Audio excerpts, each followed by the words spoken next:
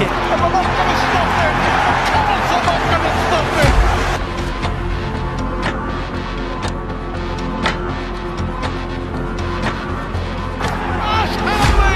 Finishes it off! Chapman with his first Leeds try.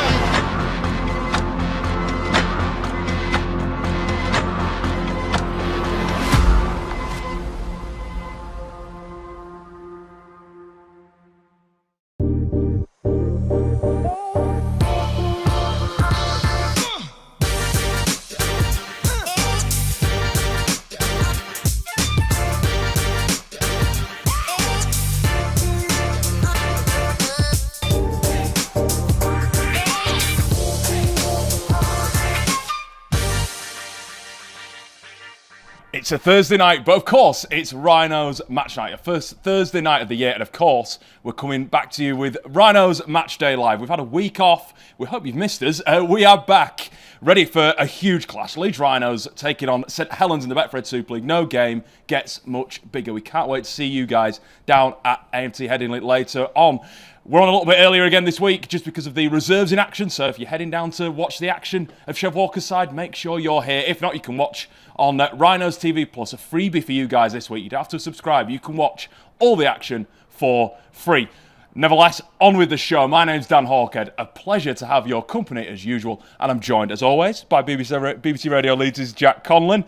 Jack, it seems like a long time ago, that big win over Huddersfield, but great to see the guys get back to winning ways and in such an emphatic fashion. And they needed it as well, without a doubt, after the disappointment of Wigan. I know we talked a couple of weeks ago ahead of that Huddersfield game about how big an opportunity that was to really put that poor performance over at the break behind them, kick on against a Huddersfield side in a bit of disarray, and as it showed, it was Jim Lenihan's first game properly in charge. We don't know how much work he'd had to do with the team ahead of that game, but yeah, I don't think he's really ever properly got out of second gear. It was very comprehensive, very comfortable, and looked like that from early on. I think as well is the point to make is that they asserted that dominance from the early stages and never really let off. Even on the couple of occasions where they had to defend on their own goal line, which weren't many at all throughout that entire 80 minutes. They still never really looked troubled, and that I think is one real positive. Different test this week though. Absolutely different test, a much tougher opponent, but obviously, we didn't get out of second gear, but great to see some guys having some really great individual performances. It has to be touched on. Mikolaj Leski doesn't score 2 tries often, does he? Crashing over for 2. It looked like a real settled performance, and one that off the back of, like you say, it's such a tough week at Wigan. To come back at home, 50 points is sometimes a nice thing to put past teams, especially coming into a week off and then a huge game like it is today. You'd like to see it, the confidence they've probably garnered from that as well now. They've had another couple of weeks off. I don't know if that's a good or a bad thing. I mean, Saints will have had, of course, the same period off just about to prepare for this game. But yeah, at the very least, it should just give them that little confidence boost that what they are doing is right. As they've shown for most of the season, one bad performance against Wigan doesn't define an entire season, an entire month. That is not what they will be judged on come sort of September time. So yeah, you'd hope it will just give them that bit of a boost of confidence that what we're doing is correct. We can really sit teams down like they did against Huddersfield. As we say, different sort of challenge against St Helens, but one that they should go into with an immense amount of confidence because of the two sides they come into this one as the more informed team. When you see the points that we've been putting on as well compared to St Helens, it's the attacking prowess has been really up there. But St Helens this week, much like it was a stat this week, you'll like this one, Jack. Coming into this week,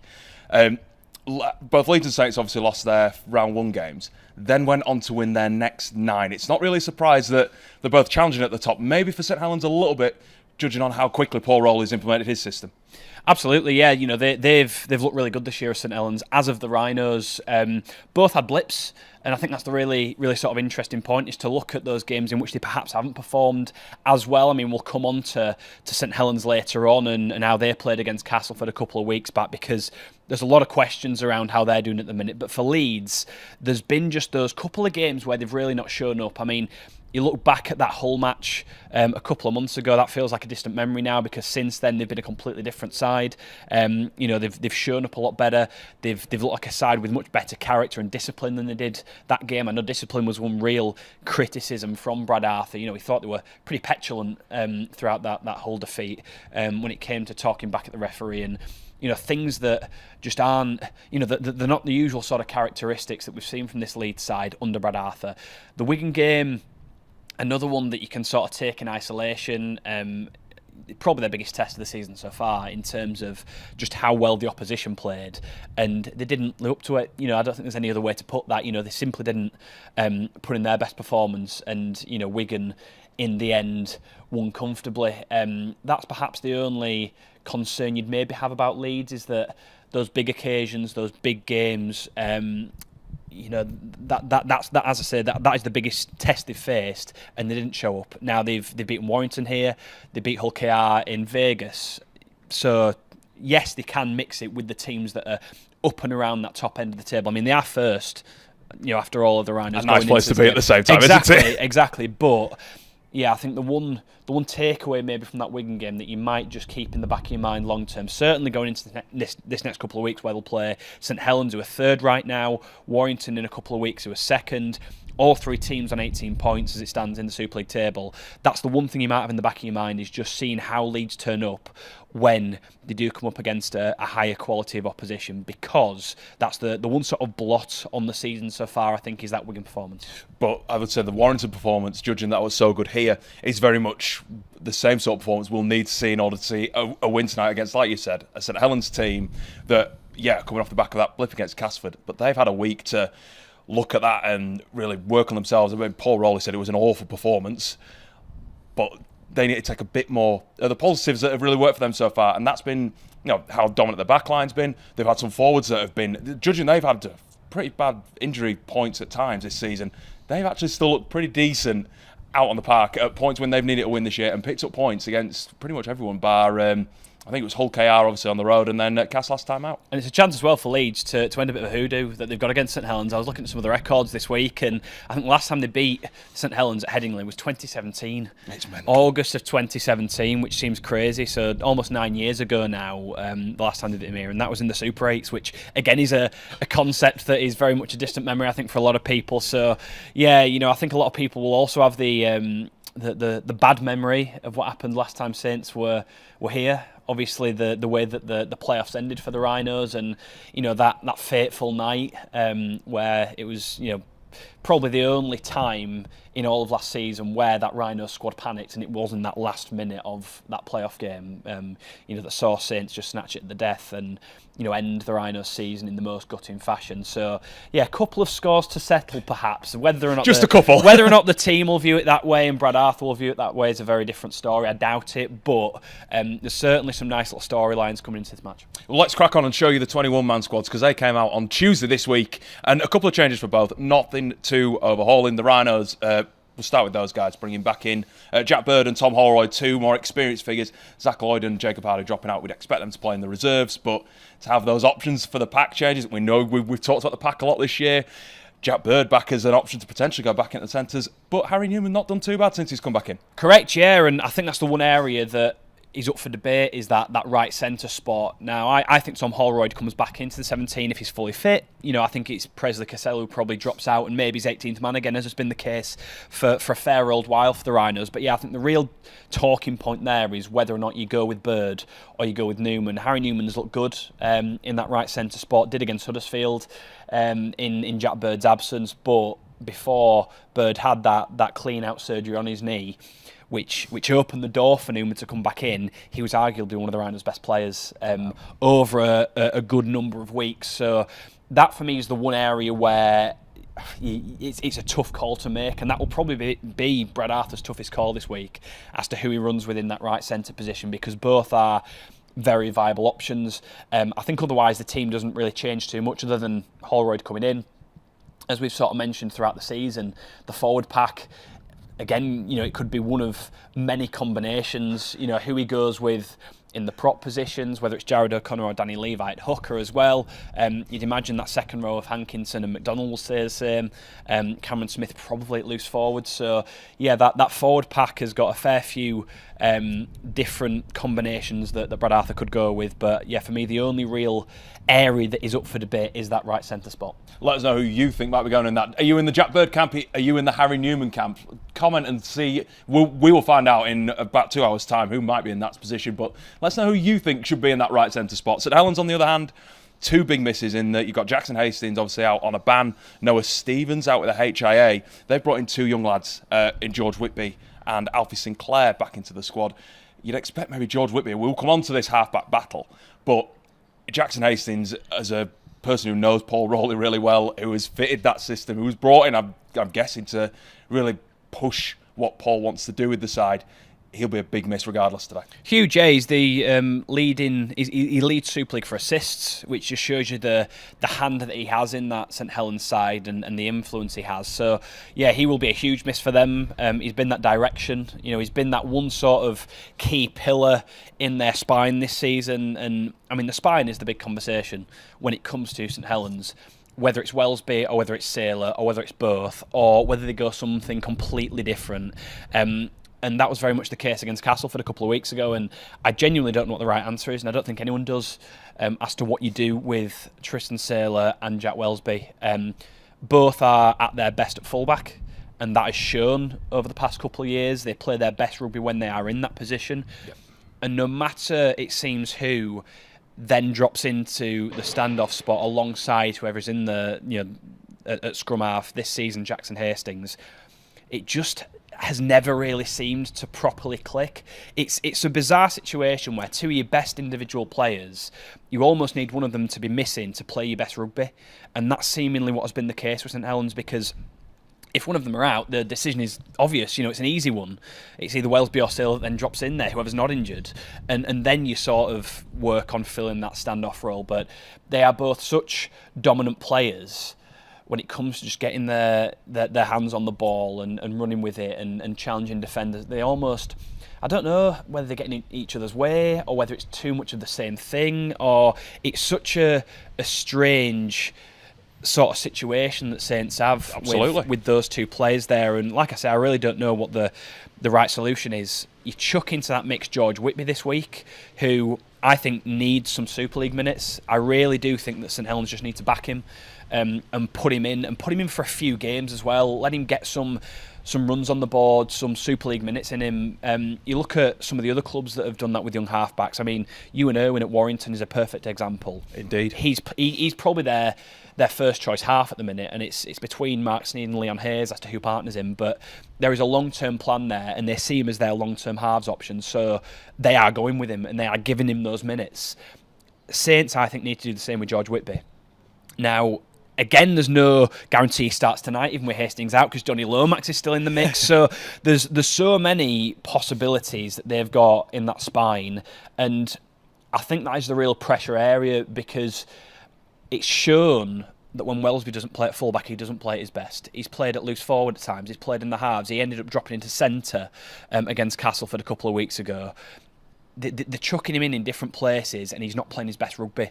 And Tristan Sailor, for me, has been brilliant in attack, but defensively he's been found out quite a bit, and that again is a flaw in his game. So that's a really, really roundabout way of saying I'm really not sure what Saints do with their spine. And that is their big issue at the minute. It really is. Let's get on to that, because that was something that we'd earmarked coming into the show, and we can definitely talk about it, because it's such a big talking point in that this is the second season where we've got the same, I'll call it an issue, but a conundrum, let's say it that way, where you have got, like you've touched on, you've got 5 players currently vying for that position, when all fit. Yes, we haven't got Jackson Hastings today, but there's himself, there's Johnny Lomax, there's Jack Walmsley, Tristan Sailor and George Whitby. They've tried with, despite bringing Hastings in, they've had 4 of those players for the last year, all of which have played, I think, with each other. We were looking at the numbers this week. We'll just show them up on the screen now. There's no right way, or no, doesn't seem to be a right or a wrong way where they're working at the minute. The best combination that's really come to fruition is that it's been Sailor and Lomax, but they've only won 4 out of 6 games. They've been used 6 times this year. You've got Sailor and Hastings, which has seemed to be or was the start of the year, was what option they were using. That's before Sailor then went to fullback. Yep. You've then got Welsby and Whitby and Lomax both playing 4 games. Ironically, the Whitby and Lomax combination has 3 wins in 4 games, and this is from the 2025, the start of the 2025 season through to the current game in Super League alone. Judging, yes, there was the other combination of Mbai last year as well, but we've taken all those out. We're just looking at the guys that are in this year. There isn't a combination that works. There's a combinations that kind of work, but maybe I haven't been given the time to work together. It's fascinating. It really is fascinating because you look at the way, as we mentioned already, that Saints started the season and the run they went on. I mean, again, they're up near the top of Super League. The level, they've got an almost identical record to Leeds in that it's 9 wins and 3 defeats, I think, in Super League this season. Warrington the same, by the way, as well. So it's 3 teams on 18 points. So they've clearly been able to play their way through what has been a good amount of disarray in that spine area and in those halfback pairings. Now, they've made it work for them. I just don't know what they do long term, and again, that is another real part of the conversation. I think you can chuck Harry Robertson in there as another sort of cog in that wheel, and another consideration that needs to be made when they are looking at long term, because I think for long term success, and again, you look at some of the best teams down the years, they've almost always had a settled halves partnership. And that has been the real key to that success, or one of the real keys anyway, in that they become settled. I mean, you take Leeds as a perfect example this year. They are at their best when Connor and Croft are the 7 and the 6.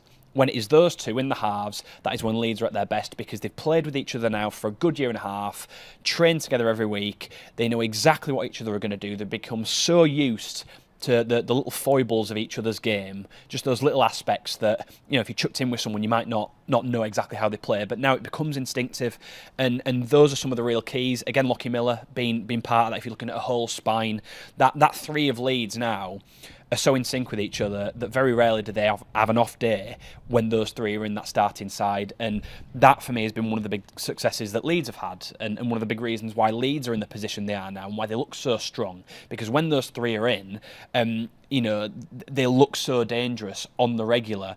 We've seen at times this season when one of those is taken out of the side. Wasn't the case against Huddersfield with Fergie McCormack at fullback, who again, did a really great job. Who I thought was really good. But I mean, if you look further back and earlier this season, I mean, you take case in point that league game on the opening day where George Brown was put in there alongside Brodie Croft. We mentioned this at the time. He did well, George Brown, but you could tell there wasn't that same synchronicity there. And that, for me, is where that really falls down when you are chopping and changing as much as a team has to. And I think we're now seeing with St Helens, yes, they've got through a good period of this season, being successful and winning games with some of those different combinations, but I just don't think it is going to work long term. And even if you look just as far as the end of this season, I think they need to nail down a plan and idea as to what the best approach to that is. Otherwise, I think there is scope for them to really be undone.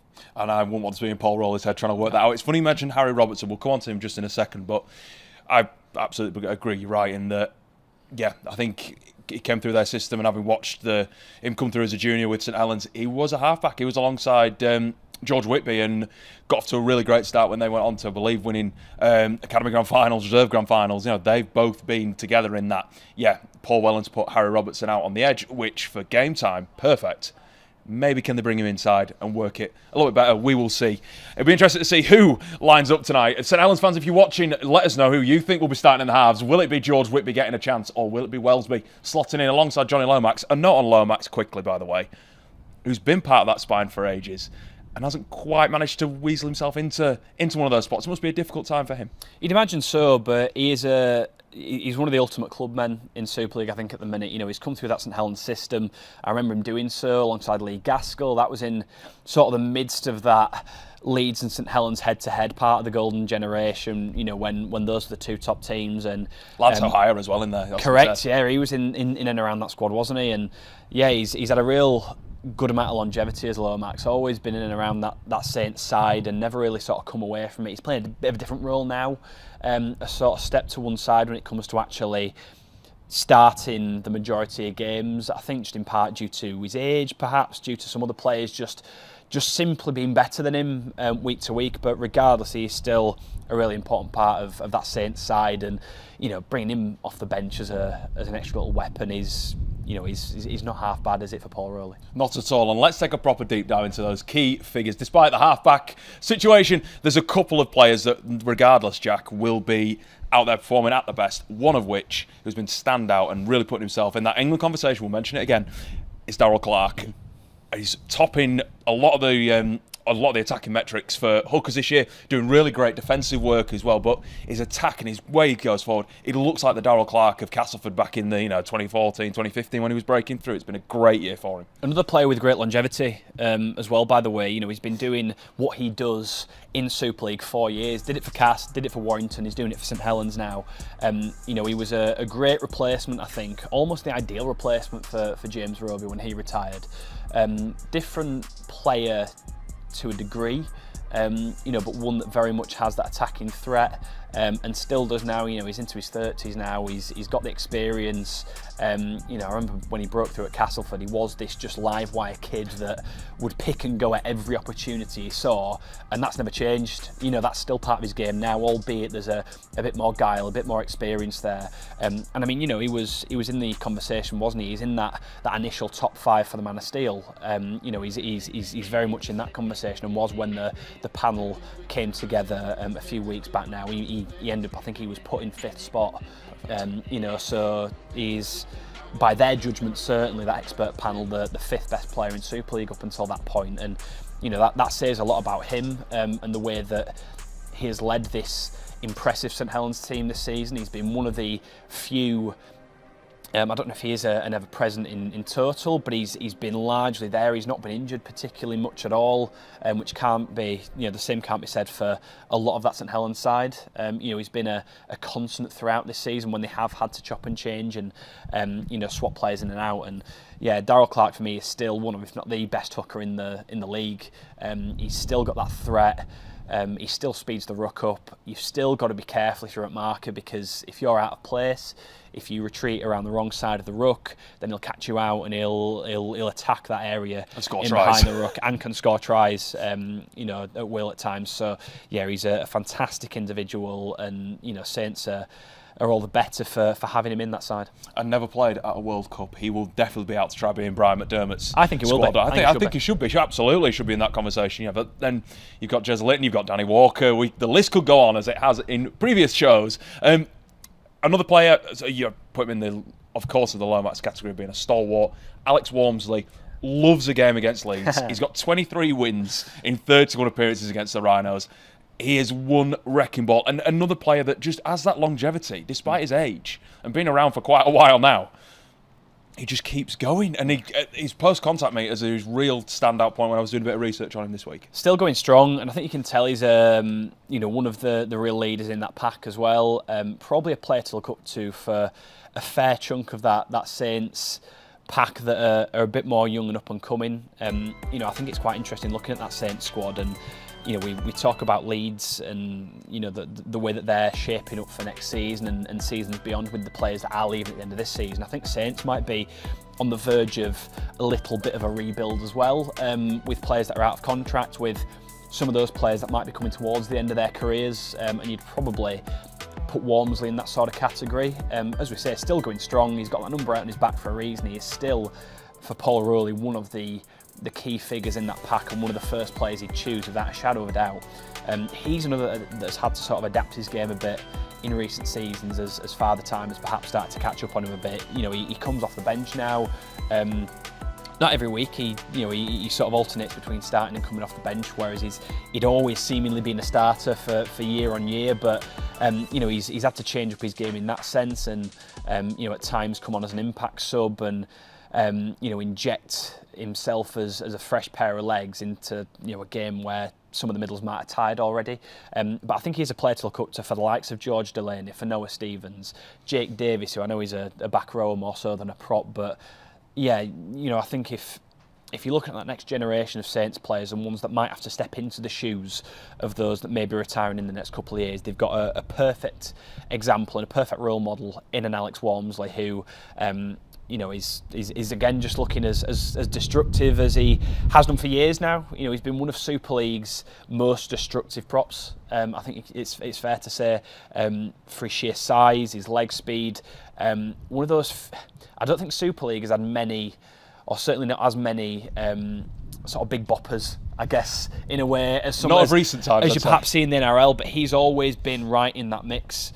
Just a real impact prop that is so difficult to put down, hits a line well, but also then carries players forward. So yeah, he's always been quite a unique figure, I think, Alex Walmsley, and yeah, he's still key for Saints. And he's got a great story, hasn't he, from his time playing up at Leeds Beckett University, just up the road from here, coming through at Batley and then getting picked up by Saints. But along with being sort of his performances on the field, there's a reason he's got 5 rings from grand finals. There's a reason he's got a Challenge Cup and World Club Winners medal. He's been totally ingrained in why Justin Holbrook's team was successful, why Christian Wolf's team was also a big success. I know we touched on halves a lot, but it'd be tough to not look over Tristan Sailor coming into this week, just because you look again, based purely on stats. He's top for runs, top for carries.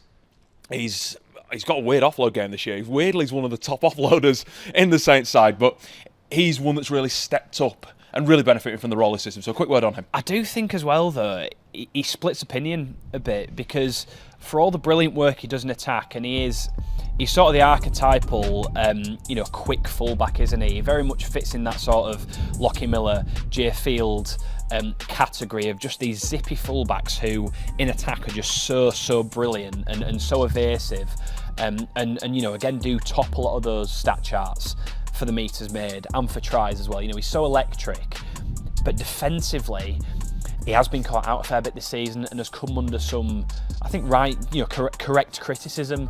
Against Cass a couple of weeks ago, Jason Gary's first try, he completely skinned Sailor. It was a one-on-one sort of tackle, and he did him around the outside with not much space, did Gary, and Sailor got some pelters from the Saints fans. And I think earlier this season as well, there was an effort against Hull KR where he just completely got stood up and made the wrong call. So yeah, he's far from the perfect player, and I think if you are looking at one flaw in his game, it is that defensive aspect. Again, you look at other aspects, though, bring the ball away in backfield, in some of the kick returns, can be hard to handle. Similarly, when he chimes into the line, like I say, he's got that burst of acceleration, but I think defensively, he is one of the weaker fullbacks.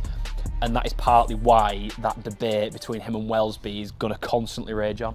Because as well, Jack Welsby, we know his record playing at fullback. We won't go into him quite as one of our key players. We've talked about the halfback options quite enough for St Helens. We're moving on to our head-to-head this week. We're sticking in the pack after the Huddersfield game where we had Tristan Powell up against Keenan Palacia. Jack, we're going with the prop forwards again. We're going with David Clemmer up against Cooper Jenkins.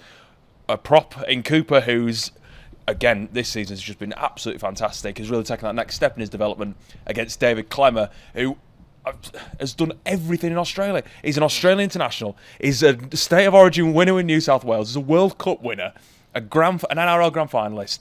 These are two players at the opposite ends of their careers, totally. But starting with Mr. Clemmer, a perfect addition to what Saints' pack needed. I was going to say the same thing, actually. Two players that have come over from Australia at very different times in their lives and careers. There's a good sort of 10 or so years between them in age. And again, you look at their records, their stat sheets, and before they both came over, again, completely different. Cooper Jenkins never made an NRL appearance, as we know, but has been very good in the State Cup. For North Devils, came through the system at Newcastle, whereas David Clemmer obviously has been one of the superior props in the NRL for many a year before he came over to Super League. So that in itself, I think, is an interesting sort of contrast to look at. But yeah, Clemmer, I think, has come over to this Saints side. He's had to be a leader this season for them. He's one of the more experienced heads that they've got on the back of that NRL career he's had. And I think coming into this game as well, where they are short on middles. No Matty Lees, of course, at the moment.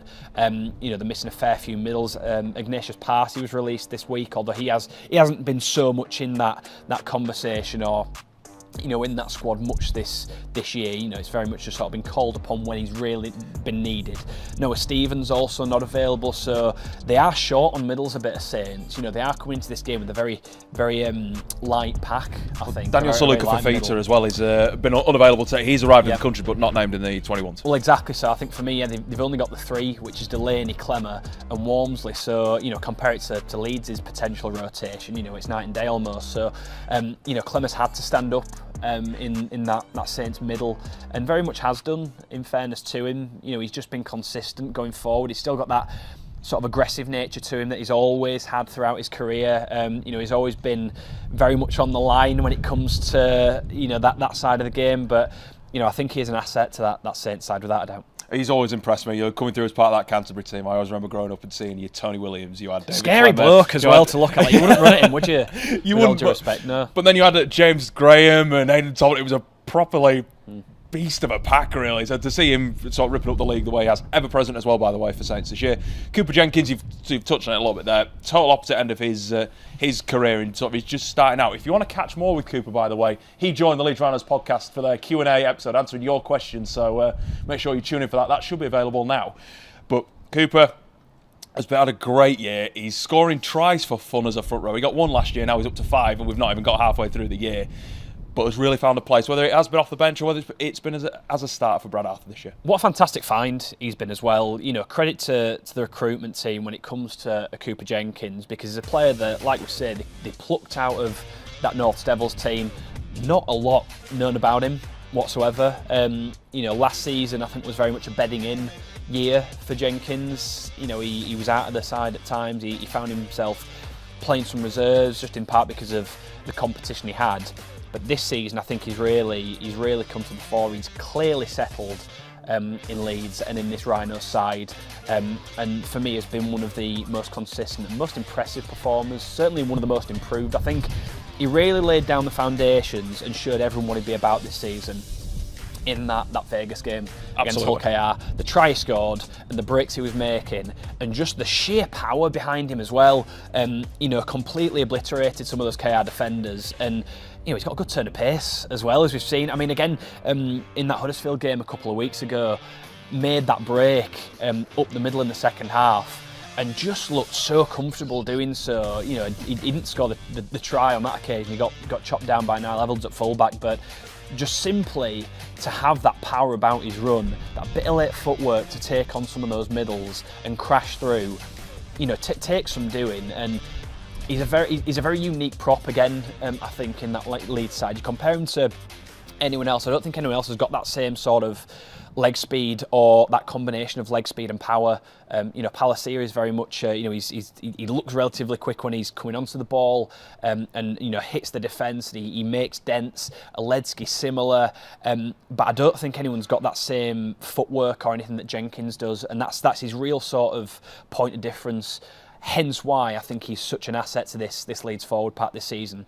Whether that's starting, whether that's off the bench, as we've said, there's so many different combinations in that pack that Brad Arthur can go with. But regardless, I think Jenkins is one of the first names that has to be in the 17, whether or not, as I say, it's off the bench or in the starting squad. Yeah, 5 tries for a front rower is not bad going at all, and especially when you look at the manner in which he scored them and how dominant he's been. And they've not all been walk-ins either. There's been some real work he's had to do to get over that try line. So yeah, one of Leeds' most improved players, I think, in 2025, and perhaps you look at him as maybe a blueprint when it comes to that recruitment and players having that first year, if they have been sort of taken away from or taken out of the Queensland or New South Wales Cup, they're a bit more of an unknown entity.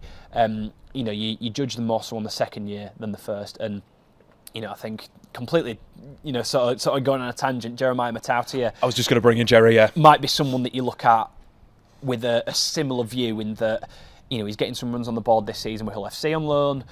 Hasn't been in the Rhinos first team picture too much, but maybe you look at him next season, that's when you can properly judge him, because on Cooper Jenkins as the example, his second season has been so much better than his first. I always remember Brad Arthur when he first came in. There's I believe it's in the Spirit of the Rhinos documentary where he was talking about how many tries the front rowers had scored. And I think it was maybe Sam Lazzoni put his hand up and said, I've got 1 or 2. And that, I think now we're just seeing, when you've got Cooper on 5 tries. Ironically as well, said it in his podcast this week, started as a winger and has worked his way in as a centre and a second row and now a prop forward. Funnily enough, I had a quick look at his career before we started talking today, Cooper Jenkins, and I didn't realise that. But there's record of him, I think, playing a game for Newcastle's academy side or reserve side, and he was named in the centre.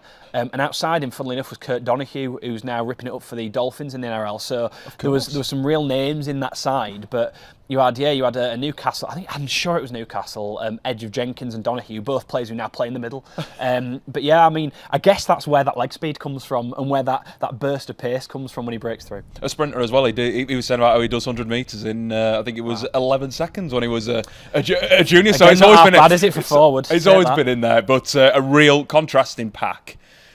But a point where I think this game's going to get won. Yeah, the outside backs are usually scoring the tries. Saints have got some great ones in. Owen Dagnall and Lewis Murphy have been the choice of option. You've got Kyle Felt potentially back in that conversation.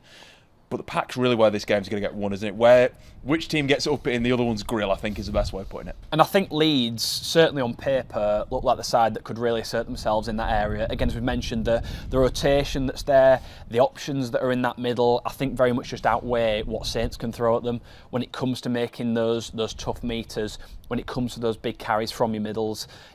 Depending, again, what Saints do in that area of the field, there's a fair chance that some of their bigger forwards could be gassed.